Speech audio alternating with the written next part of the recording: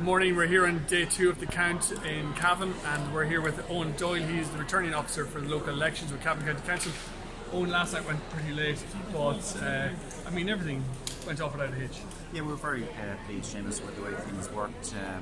We were able to get a first count in respect of the 3 local electoral areas, which, given the volume of work which was done yesterday, the county register was opening all of the ballot boxes. We had to deal with the referendum and the Europeans as part of that. I think it was a considerable achievement to actually get a first count done in each of the 3 local electoral areas. Maybe you can explain a little bit about what's going to happen on day 2 of this count. Yes, well, what we have to do now is move through the second count and all the subsequent counts that are required.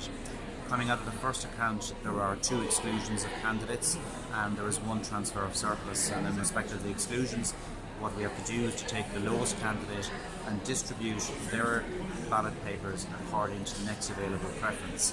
So that will commence shortly at 10 o'clock.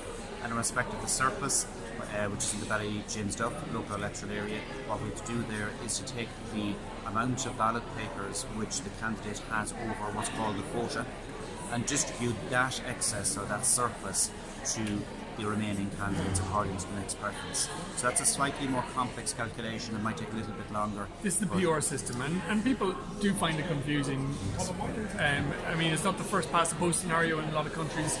A lot of people wonder why we do use it, but it is very, very fair. It's extremely fair, and I think the original intention of proportional representation was, at the time of the foundation of the state, was to allow as many minority and lower interest groups a greater opportunity to play a part in the government system. So it brings through, by virtue of all the subsequent preferences a person has, it brings those into play in deciding the final setup of the local authority, or for the Dáil for that matter. So what we have to do is to go through the 2nd, 3rd, 4th and 5th preferences that people express and start distributing those and giving them a chance in influencing who ultimately is elected. Can I just ask one last question?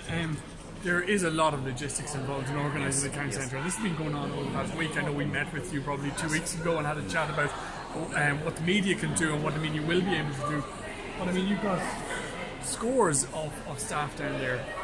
Yes, it's an enormous operation, and you're only looking at one aspect of it. My colleague Joe Smith, as the county registrar, would essentially have organised the entire process through the setting up the voting stations and bringing in the ballot boxes, and he would have done the referendum and the European counts, as well as opening all of the ballot boxes. So we as a local authority come in respect of the local count as well as compiling the register of electors. It's a quite enormous project from the state, be it the county registrar or us as the local authority.